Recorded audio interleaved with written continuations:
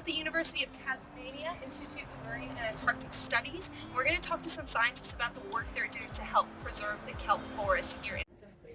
At University of Tasmania, we learned how they're selectively choosing the kelp that has the most resilience to hopefully survive.